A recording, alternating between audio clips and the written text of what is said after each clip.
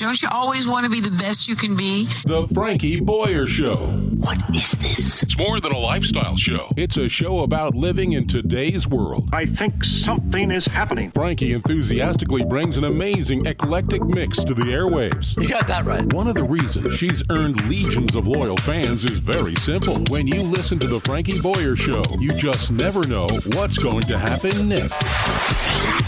So listen for yourself. Here is Frankie Boyer.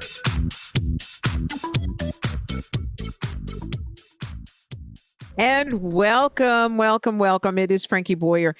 Well, for many of you, you are all aware of this fabulous podcast.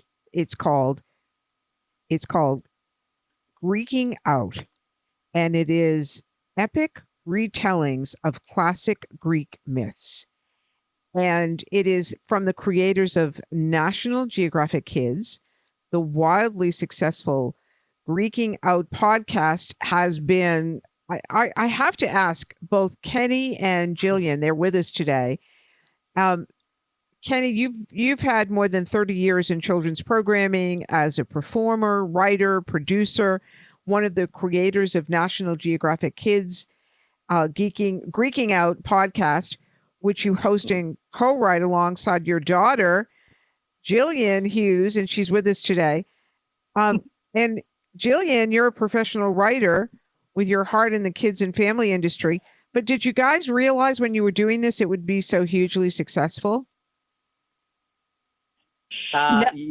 I don't know, Jill. I don't know if you had any thoughts about whether or not it would be successful. I was thrilled that it has gotten to the stage where we have a book. I was happy that the podcast was successful, but you never really know. You know, you're never really sure what's going to strike a chord with kids and families.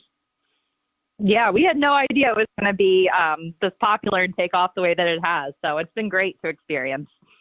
Oh, I bet. Okay. So tell us about the concept, where it came from. Jillian, you go first. Okay. Well, it's kind of a roundabout story. So the podcast, the Greeking Out podcast, was actually inspired by another book called Zeus the Mighty, which is also published by National Geographic Kids by Kristen Boyer. And in that book, it was a book about animals at a pet shop, and they were listening to a podcast called Greeking Out that talked about Greek mythology, and it sort of made these animals kind of believe that they were the Greek gods. And in sort of like a marketing promotional idea, Becky Baines and some other people at National Geographic Kids thought it would be funny to actually make that podcast, the Greeking Out podcast, as a way to promote that book, the Zeus the Mighty book. So we were brought on to make this podcast, and the podcast kind of took on a life of its own and became very popular and really resonated with a lot of people. And because the podcast was so popular, they decided to turn it into a book. So this is the book that was inspired by the podcast that was inspired by the book. Did I get that right, Kenny? Oh, my gosh. Yeah, you nailed it. That's basically the whole story in a nutshell. It started as a book and then became a podcast and now a book. So how is it writing the book after you've already done the podcast? After you've already done the podcast? You know, it's interesting. I'm sorry. Go ahead, Jill. Yeah, go ahead. Yeah, it is interesting.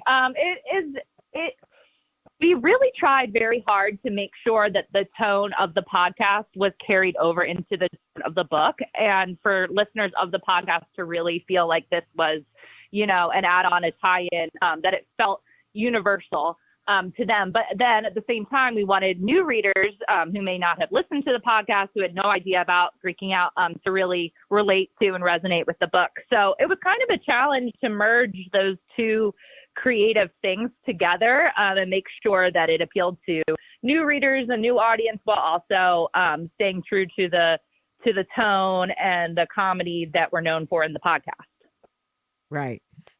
Penny, what's it been like for you working on this project with your daughter? He loved it. That is the correct answer. It is rewarding in a way that nothing else could be rewarding. I tell you, it is, you know, you're equally proud, and yet at the same time, you're sort of worried. Like, what have I gotten my daughter into here? You know what I mean? Is this, kids programming is a crazy business where you don't get a whole lot of props for doing kid shows and things like that. And I've been in the kids industry for a long time. And so Right. I was thrilled when Jillian wanted to do it. And really, she was kind of the only person who could, because what happened was, like, I do 3 or 4 different things. I work for another podcasting company called Tinkercast. I'm their head writer. I still host a show on the kids channel on Sirius XM. So I'm moving in a lot of different directions, and we needed scripting, somebody to script for me. But, the first couple of episodes were written with such a distinct narrative voice. We're taking these classic Greek mythological tales and putting them into contemporary terms and cleaning them up for kids and families. And I remember Jillian saying, I'm really worried that I won't be able to write this way, write like Dad. And then she sat down and she was like, oh, actually, this is totally fine. I can totally do this.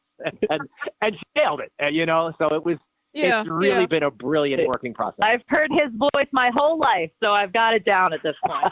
I was going to say, absolutely, absolutely. Okay, and the apple didn't fall far from the tree, quite honestly, Kenny. It really didn't. Okay, now, you're not wrong about that, yes. How do you find the stories? That's the question I wonder, is that how do you even know which myths to tackle? That is a tough one. I mean, that is really the tricky thing. We have an amazing producer. Her name is Emily Everhart, which might be the best name for a producer ever. Yeah, really. But she is, she's now with Disney. She was with Nat Geo for forever, and she's absolutely passionate about this subject matter. And as a kid, I grew up reading the Edith Hamilton books, and I was a D&D nerd, so I knew more than a bit about this. But really, by the time I got to season 2, I had kind of exhausted everything I knew. We were lucky enough to be partnered with National Geographic, and they have a wealth of experts that they reach out to. The lady named Diane Klein, Dr. Diane Klein from American University, and she's a classical studies professor, and she with a focus in Greek mythology and Greek culture. So she really shepherded us through the first 3 or 4 seasons and really helped us identify a bunch of different myths, and more importantly, the different versions of each myth, because the same story can be told in 2 or 3 different ways. We discovered this about the Odyssey and the Iliad, the story of the Trojan War. Oh yeah, about how there are several different versions of that, depending upon whether you're going with Homer or whether you're going with Hesiod. Just those 2 guys right there have different interpretations of it and different stories. So there's a lot of different versions of myths, but we also are getting into international myths that aren't Greek, Egyptian, Norse, Mesopotamian. We have some Filipino myths that we're getting into in this current season of Greeking Out, and it's it's amazing, and it's very well received by our audience. We love the fact that they like the idea that we're not just sticking in ancient Greece. Yeah. Give us an example of how one of the myths would be talked about, if you could. I'm sorry, meaning like how we would change a myth? Yeah, or how you change the myth. Yeah, do Achilles' heel. Okay, so the Achilles is a perfect one. That's a perfect example. Achilles' wedding, right? Achilles' parents. And Jill, I'm going to need you I'm going to punt this to you because I remember you wrote this one, and if I get it wrong, you're going to have to correct me. But Achilles' mother was a sea nymph, an immortal goddess, and Achilles' father was Peleus, a king. And it was their wedding that actually started the whole discord of the Trojan War, because at their wedding there was the only goddess that wasn't invited was a lady named Eris, who is the goddess of discord. Because who wants to invite her to a wedding? Really, let's be honest. You don't want to. There's enough weirdness at a wedding. But so she gets mad. She shows up anyway, and she takes this golden apple and writes "to the fairest" on the apple and throws it in the middle of the party. And of course, Aphrodite and Athena and Hera all think it's for them, and they argue over it. So they go to Zeus, and Zeus says, "Oh no, I'm not going to pick." So he picks this random shepherd to choose, and that random shepherd actually turns out to be Paris, the Prince of Troy, and he chooses Aphrodite. And Aphrodite says to him, "I'm giving you, as a reward, I give you your choice of the most beautiful woman in the world." Well, later on in life, he meets Helen of Sparta, chooses her. Aphrodite makes her fall in love with her. He takes her home to Troy, and that's what starts the Trojan War. The husband and wife in that wedding were Achilles' parents, right, Joe? Yes. Is that right? Yes. Okay. So that their first child was Achilles. And Achilles' mom was pretty paranoid about him being immortal, right, Jill? Yes. That was me handing it off to you. Okay. Yeah. Nodding my head over here, like, you're doing great, doing great. Yeah. So she was worried about that. Okay. She actually took him to the River Styx, the famous, river in the underworld. Hold that thought. Guys, okay. I didn't realize we were getting engrossed in the conversation. We have to take a quick break. Tell everybody how they can find out more about you, the new book, and all of that, and we'll come right back with Jill and Kenny. Go ahead. Greeking Out Classic Retellings of Epic Greek Myths. It's a book. It's available now. Amazon, your favorite bookseller, wherever you go, get it. 20 great myths you and your family will love. We'll be right back. Frankie Boyer, stay tuned. Fun.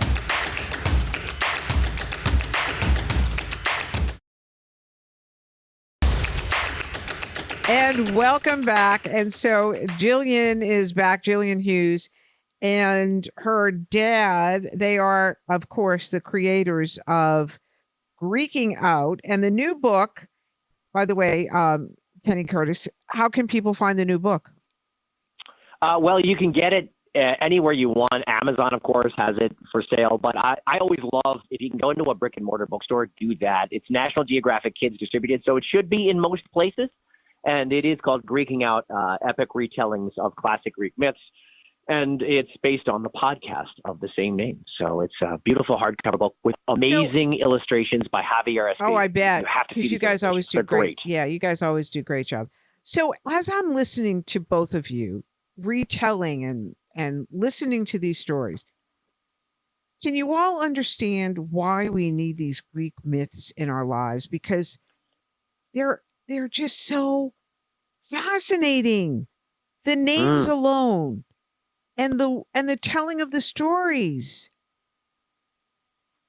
Totally agree. I think they're more relevant now in some ways than they were. Well, I won't say they're more. They're as relevant now as they were when they were told. I mean, these are the stories, upon which all other stories have been based. But it's also human beings trying to make sense of the world around them. It's what we always tell the kids, that these myths were how early cultures explained the world and justified the world. The coolest thing I think about Greek myths is that the gods themselves were not perfect. They were not this benevolent, all-powerful, all-knowing God. Interesting, you're right, yeah. They were mean, they were jealous, they were petty, they were spiteful, and sometimes they did things to human beings just because they could. And I think that sort of helped make sense for why life and the world sometimes can be so unfair, especially if you're living in ancient Greece. Especially if you live in ancient Greece. We try to make that kids think really critically about these myths too. In the book, after each myth, there's a little takeaway section that sort of talks about the moral or the reason we wrote this story. And a theme that kept coming up was, not rebelling against authority, kind of sticking with the status quo. A lot of these myths encouraged people to just be happy with where they were, and when they did try to rise up, they would be punished by the gods. So we're trying to get kids to kind of think about, well, why is that? Why didn't they want them to challenge them or to question, and just sort of encouraging kids to really think about this critically and to understand the reason some of these myths were told were kind of to keep things, keep the status quo, keep people from rocking the boat. So there's kind of a deeper meaning under a lot of them too. So how do you deal with the pronunciations? How do you teach kids how to pronounce these words, Kenny? So that is always a trick. In fact, the beautiful thing about a podcast is that we can say them and say them wrong. I have a sidekick that Jillian scripts, the Oracle of Wi-Fi, who is a bit like, it was sort of inspired by the idea that in all the Nat Geo Kids books, there's all these facts in the margins.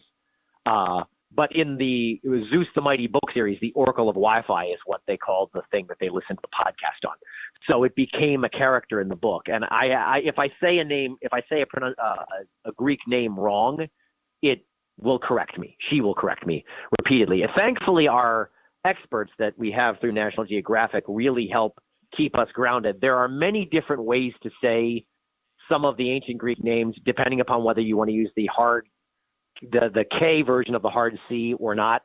Circe, the wizard, the sorceress, could be pronounced Kirke. You could say it Kirke, but it has become so colloquialized as Circe that most people say Circe, and that has become acceptable. The one thing that isn't is Hercules over Heracles. You got to call him Heracles because his name Heracles means because of Hera, which is the whole reason he has all of the trouble in his life and all of his trials and the 12 labors.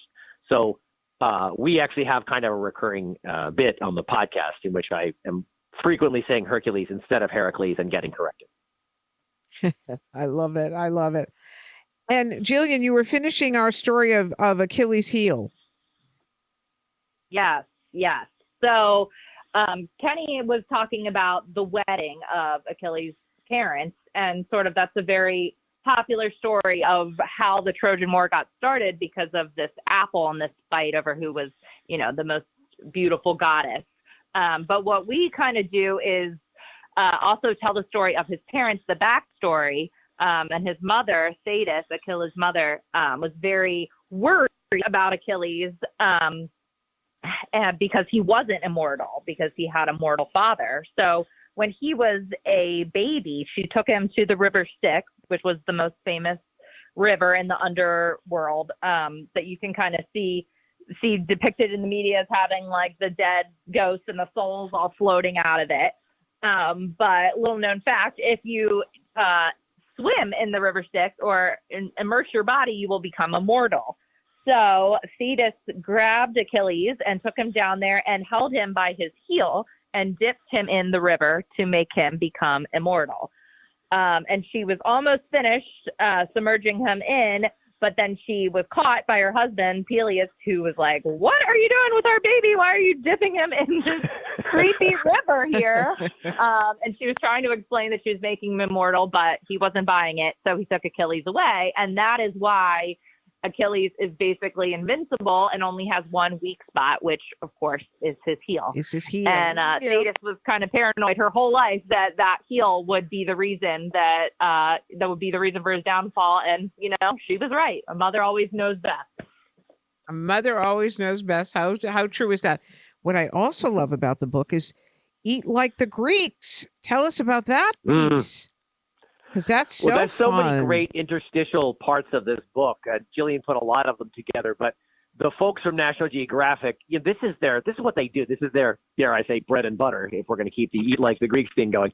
But this is really what they do. They provide you with contemporary information that puts the information in the book in context for kids and families. And that's what Nat Geo Kids has been doing for decades. So this is really where we were excited about the partnership because, we didn't do a whole lot, a deep dive into olives or any of that kind of stuff, but they have people on staff that research this stuff and that know this stuff. But what we really liked was some of the other interstitials as well about the different kinds of monsters and the different adventurers and things like that, because there's so much information and so many side stories and great, dare I say, cameo appearances of characters in these myths that you can't get to all of them. So to be able to put them in that kind of an interstitial format is really fun. And it's really a joy for the illustrator as well. Oh, I bet. This has been so fun. Honestly, I have to say, I'm impressed with both of you. And this is such what a rich, wonderful book and podcast to accompany, and give out the website and how people can find out more. Well, thank you so much, Frankie. You guys have been great. The book is called Greeking Out, Epic Retellings of Classic Greek Myths, and you can get it wherever you get your favorite books. The podcast is called National Geographic Kids Greeking Out, and wherever you get your favorite flavor of podcast, that's where you can go to stream that. It's a great, fun thing to stream with kids and families, and we are hard at work on a new season of that. So we can't wait to bring you Congratulations, more, guys. So fun talking with you. We have to take a quick break, and we'll be back in just a moment. This is Frankie Boyer. Stay tuned.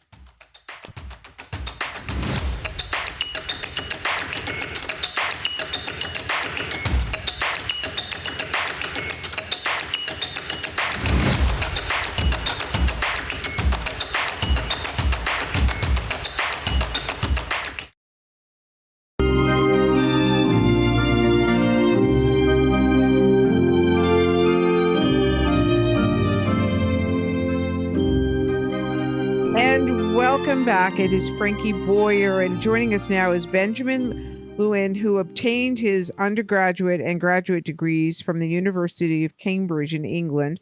He became the first editor of Nature New Biology in 1971, then worked at the National Cancer Institute from 1972 to 1973.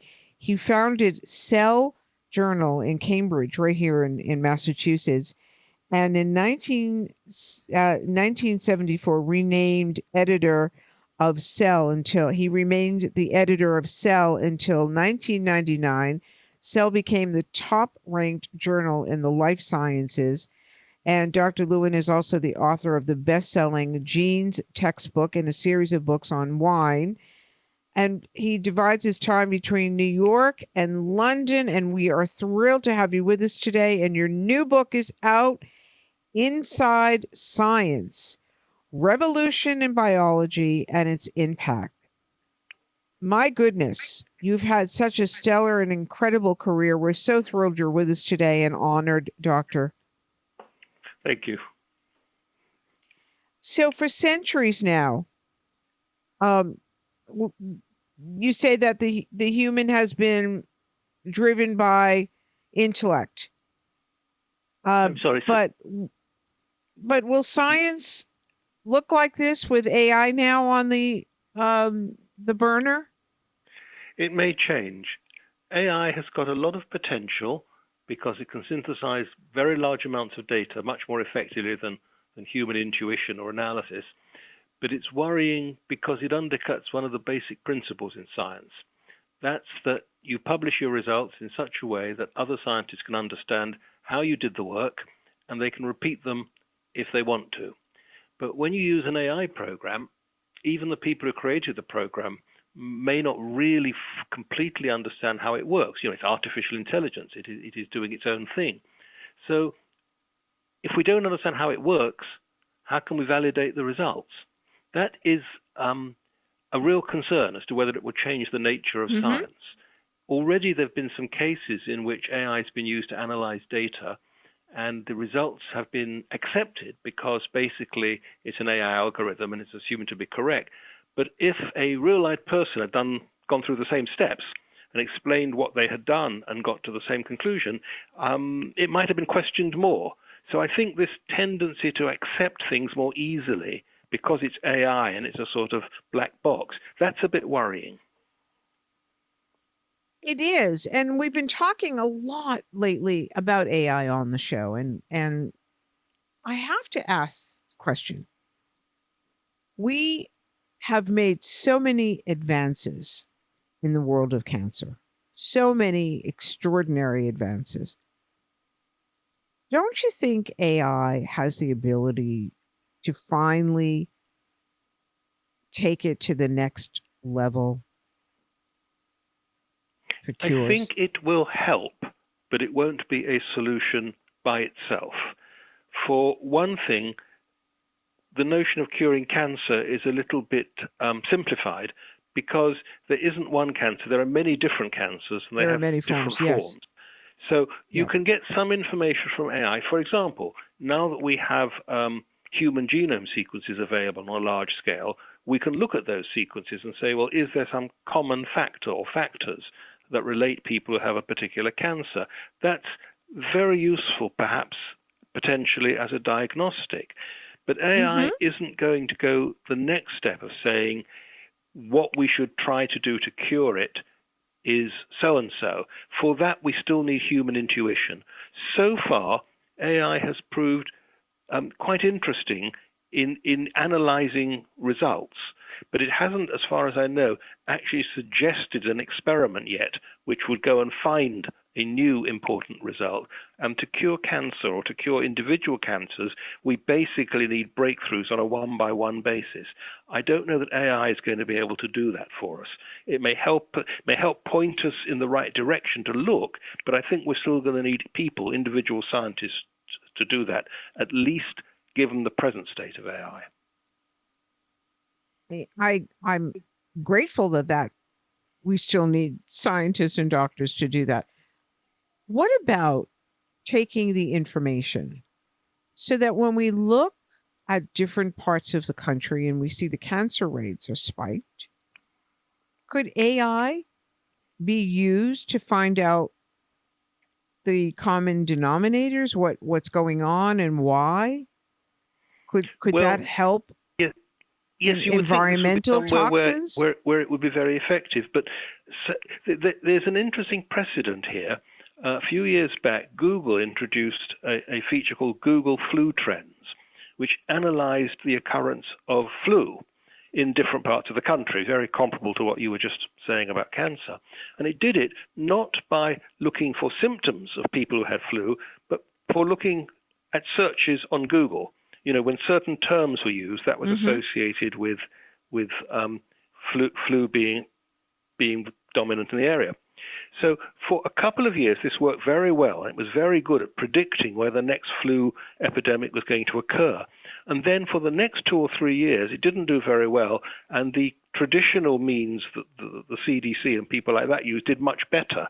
So the answer is it's really hard to be sure. It looked very promising. It looked like a completely new way of analyzing an epidemic, and in this particular case, an infectious disease. But in the end, it didn't work very well. And I don't think we know whether it didn't work very well because there was some basic misdesign in the system or just because the algorithm needed more tweaking.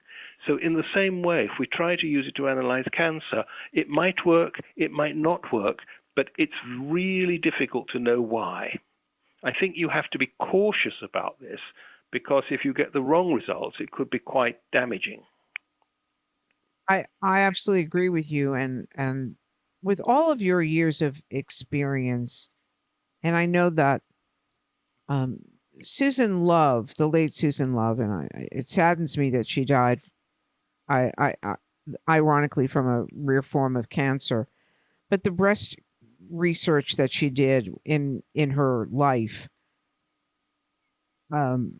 she was so frustrated because there was no cure for breast cancer, and that the pink ribbon campaign kept going on, and she often asked the question, where's the money going?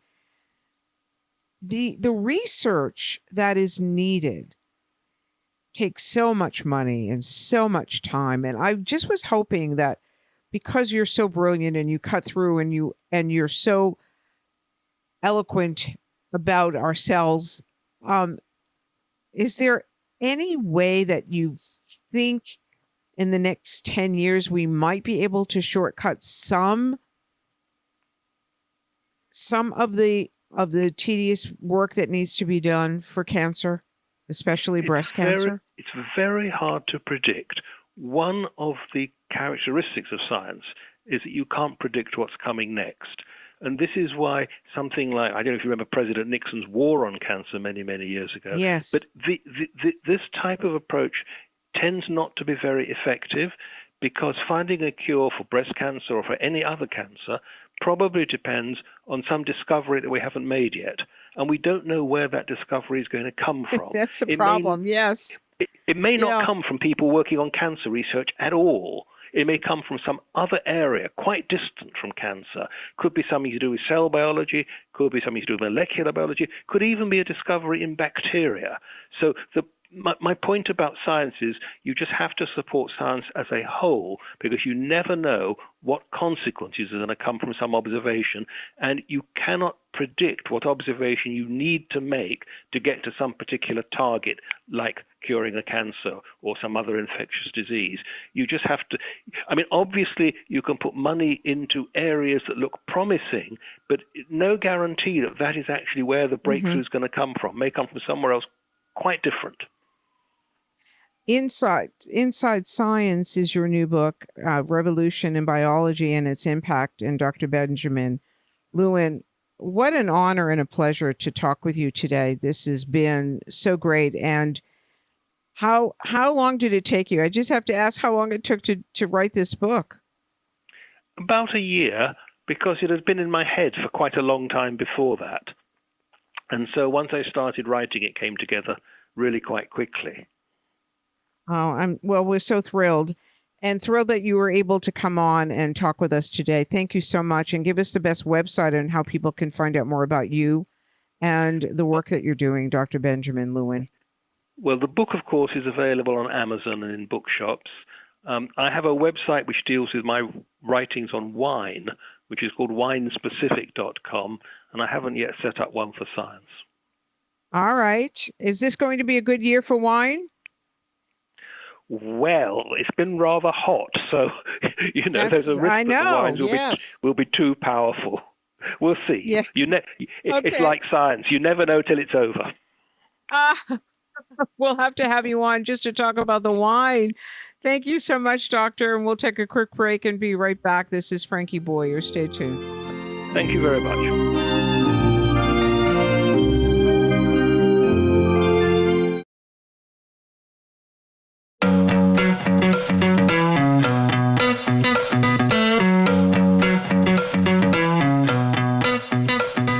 Welcome back. It is Frankie Boyer.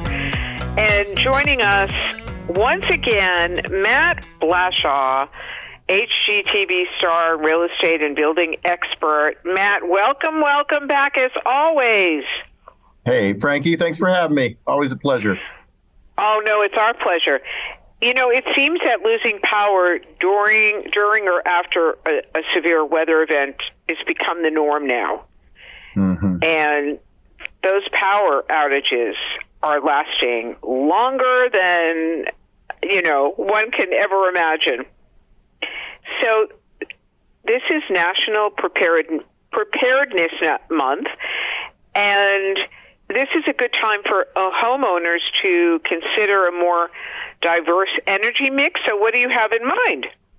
Yes. I had a heaping dose of reality when I moved from California, which had rolling blackouts, and we had that was last for a couple hours, and then I came to Kansas City where I live now, and we had an EF0 tornado, which is still scary, and the trees were down, power was out, and for 3 days we did not have power, and I'm a guy that has built homes for years, and I can fix anything. I'm like Mr. Handy around the house. I couldn't put the power back on. I didn't know what to do. I was almost, I was in a panic mode, and it just made me realize we need an emergency plan.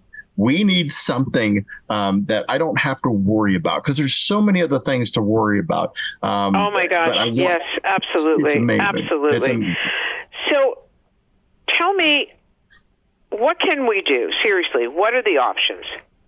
So, I recommend a propane-powered backup generator. They're reliable, versatile. And where do you start with that? Okay, you can go to propane.com / for my home. That is going to be a great resource for you. Call your licensed electrician. He's going to be able to find the right size for you. He'll even recommend a good generator. And it's not life as normal, Frankie, with a generator, right? Everything doesn't turn back on. That generator is sized just for the elements that you need. And these are things like the refrigerator, the freezer. This is like your alarm system, security, for medical devices for some people. So it's, these are things that, we don't think about until we lose them. And then with the absolutely. And I think for some, insulin needs to be refrigerated, little things like that we don't always think about. Oh, yeah. It's and for how long, right? And that's the uncertainty is what I want to kind of take out of the equation. The propane service provider that's going to power, give you the propane for the unit, they'll be able to size the appropriate tank for you. I got to tell you, when we were, out of power, my street was littered with trees. I could not get my truck out of there. So I couldn't go down and get gas. There's no way. And I tried to go get a generator. They were triple the price. I couldn't find one.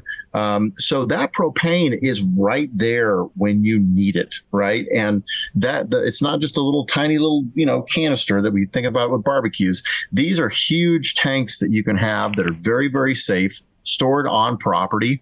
And even these transfer switches that they have with the generator now are fantastic, meaning that when the power goes out, the transfer switch realizes that it's out, it switches right over, turns on your generator and starts powering it. You don't have to go out into the elements. Such a great thing for the home. Oh my gosh, is it ever? And I have to tell you, we had a really bad, I live in Boston, right in downtown Boston on the harbor.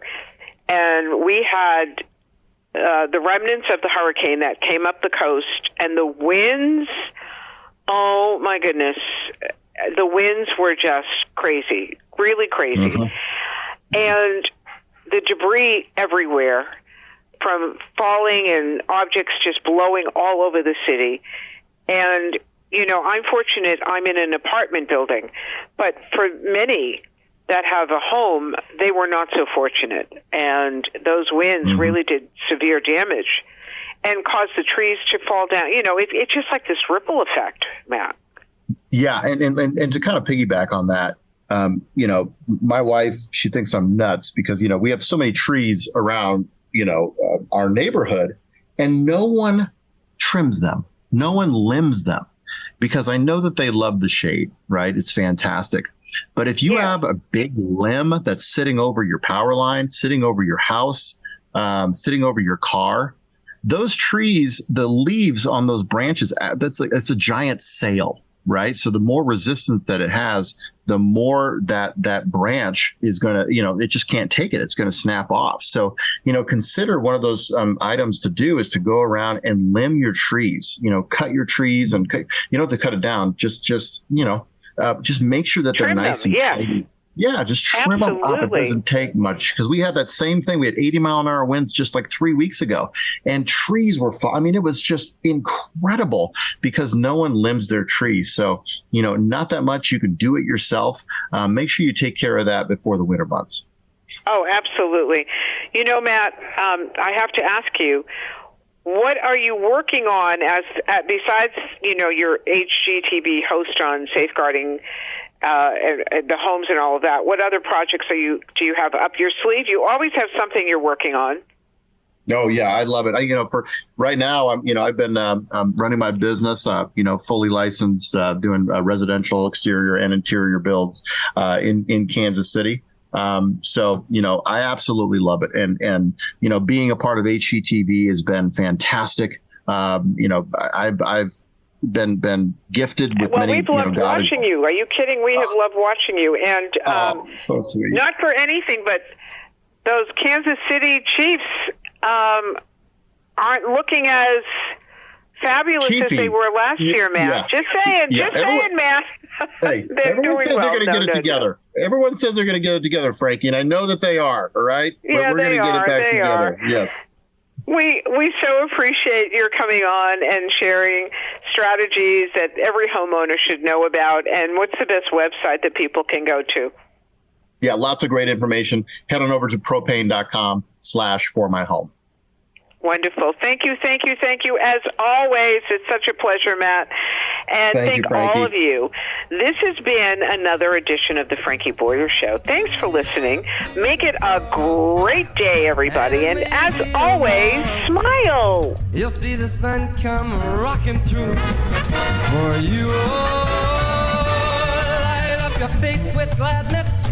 Hide every trace of sadness. Although it's maybe ever so near. And if you smile through your fears and sorrow, smile. And maybe tomorrow you'll see that life is still worthwhile if you just smile.